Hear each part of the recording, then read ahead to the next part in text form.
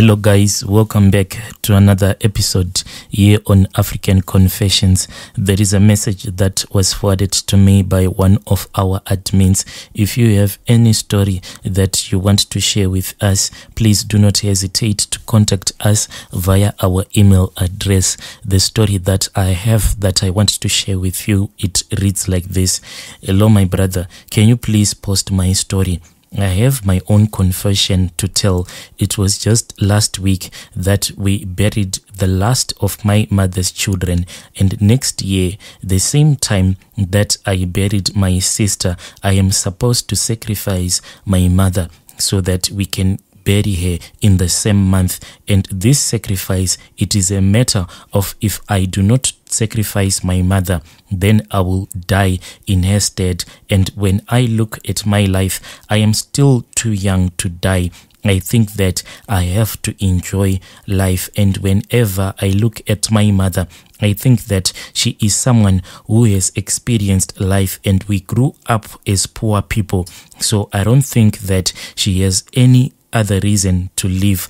The way that I sacrificed my sister was that I was told to go and buy some candles, and I went to this other Indian shop. Then I bought those 6 candles. These candles that I bought were red, yellow, and white in color. I was told to light these candles in my bedroom in front of this other certain mirror that I was told to buy. And after I had bought that mirror, there were some rituals that I was supposed to do so that the mirror can be used whenever I am doing all of these rituals. So I had to light those candles and place them in front of the mirror. These candles that I had placed in front of the mirror, whilst they were burning, they represented the life of my sister.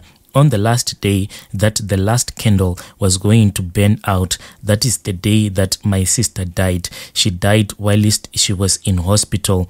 I did as I had done when all of my mother's children whom had died after I had sacrificed them. I had to go and buy the most expensive coffin. This is what I did. Then we buried my sister, but on her finger she had a wedding ring that I had bought for her. The wedding ring that I had bought for her, it was worth somewhere around 49,000 rands, and I had to buy that ring. As expensive as it was, I had to pay this other lady who worked at the mortuary. And the reason why I had to pay that lady, I had to perform this ritual in secret. So I approached this other lady whom I had known, who was working at the mortuary where I usually go when any of my family members have died. But at that mortuary, they don't even suspect that all of the people that are dying in my family, it is because of the rituals that I do. I approached that lady who worked at that mortuary. Then I paid her some cash so that she can let me perform that ritual by putting the ring on my dead sister's finger so that she can be buried whilst she'll be wearing that wedding ring. The reason why I had to do this, I don't know, but this is what I was told by the mirror after she had died. The instructions were written on the mirror. That is the way that I communicate with that mirror. There are just some instructions that are written on the mirror. Sometimes I can just get out of my bedroom. Then when I walk back into my bedroom, there will be a set of rules that will be written on the mirror. So when I came back to my bedroom after I had heard the news that my sister had recently passed away, that is when I saw that on the mirror there were some rules that were written. I was supposed to buy the most expensive coffin, and I had to go and purchase a very expensive wedding ring. Then before my sister was buried, I was supposed to put that wedding ring on her finger. The reason why, I don't even know. So I asked that lady to keep this as a secret from my family. At first, she refused because she was afraid that if people were going to find out, maybe she was going to get fired. But I did an e-wallet for her and some cash. After that, she agreed to let me into the mortuary as if I was just checking on how the preparations were going. And once I was in the room where my sister's body was being prepared. I made the ritual and I walked away. All of these things that I did, not even my mother suspects that I am the one who sacrificed all of her children. She thinks that I am the most innocent man in the whole world. After every burial that happens in my family, if I am the one who have caused the death of any of my family members, I have to go and drop a very old coin on the grave. It doesn't matter if this coin that I would have dropped at that grave, if it will be a Krugerrand, as long as it is one of those old coins, it is okay. I have to use those coins whenever I am performing this ritual. I usually buy these coins from some Nigerians that I know that sell these coins. Sometimes most of these coins, they are worth 20,000 rands or more just to buy those coins. And after dropping them at the grave, these coins, sometimes I do watch them as they just sink into the soil. I was told that this was a way to bribe the ancestors so that they won't reveal my secrets. That is the reason why I have to use these coins whenever I am performing these rituals, because my ancestors in their time, they used these coins, so they do not recognize the coins that we use today. That is why I have to go around buying these old coins so that I can pay them as sort of a bribe so that they won't reveal my secrets to my other family members. There are times when I do prepare traditional beer and I go to give them the beer so as to quench their thirst. I say these words to my ancestors whenever I am offering them the traditional beer that I would have prepared. As angry as you are, but please forgive me, for I am only but a child who was born yesterday. I do not even know some of the things that I am doing. But as angry as you are, my dear ancestors, but are you not happy that I do remember you? Because there are others out there who chose not to remember you. When I tell my ancestors these words, then they will forgive me. But when it comes to my mother's ancestors, they are the ones that are giving me a lot of problems, and sometimes they do give me a lot of bad luck. The man who assisted me, I just came across him by chance. I was online when I spoke with him. I just wanted promotion at the bank where I was working. For many years, I've been looking and applying for a promotion. I could not get a promotion because the way that they were promoting each other, it was if you knew the person who was working at the HR. If you didn't know anyone who was working at the HR, then you were never going to get a promotion. And I was tired of applying and applying. After I had met that man, I told him the problems that I was facing at my workplace, and he promised me that this one was just an easy job for him. Of course, he charged me first a lot of money, and I had to sacrifice for about 2 months so that I can pay him the money that he wanted. After I had paid him half of the money, then he told me that he was going to send me some of the charms, but he was going to send me the charms via Paxi. And after I had collected those charms, he wrote some instructions on my WhatsApp. I was supposed to go with those charms back to my workplace, and I had to go there early in the morning. After that, I just stood at the door as if I was just calling someone, but when I was standing at the door at our workplace, I was busy secretly sprinkling those charms at the door.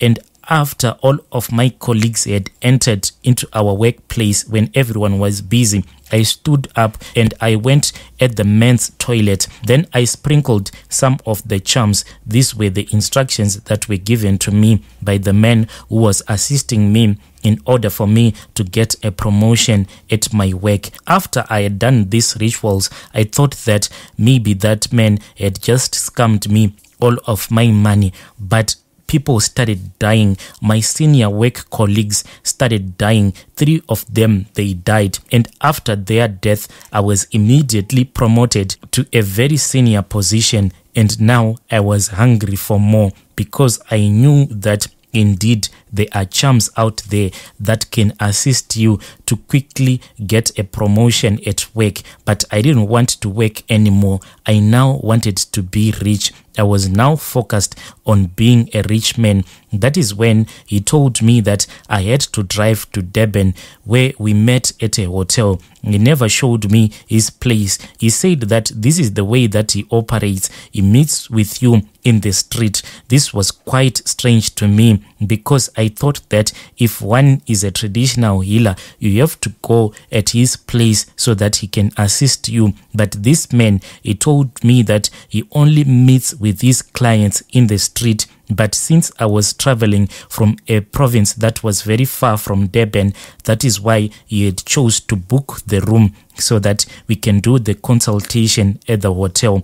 We did the rituals whilst me and him, we were both naked. It was quite strange, but I did it anyway. He made some markings on my left hand, and when it is time for me to do a sacrifice, that marking will start moving in my blood. And if I try to ignore as that marking will be moving in my blood, it will start to get very painful. Sometimes I can even get paralyzed if I continue to ignore those markings. On the day that I met him, he said that I must write the money that I wanted in my bank account, and I wrote about 10 million rands that I wanted immediately in my bank account. Then he said, the money that you have written, it is quite a large sum of money for it to appear in your bank account. That is why you need 2 lives for $1 million. I went as far as to lick the blood that belonged to my brother.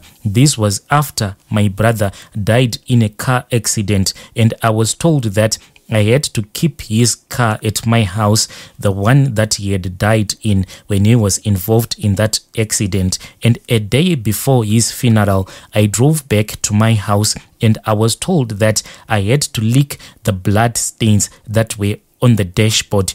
So I just made an excuse as if the alarm at my house kept on ringing. Then I left the place where we were. Then I left my mother's place where we were gathered as a family whilst we were attending my brother's funeral. Then I rushed back to my house. Then I opened the car which my brother had died in that when he was involved in that accident.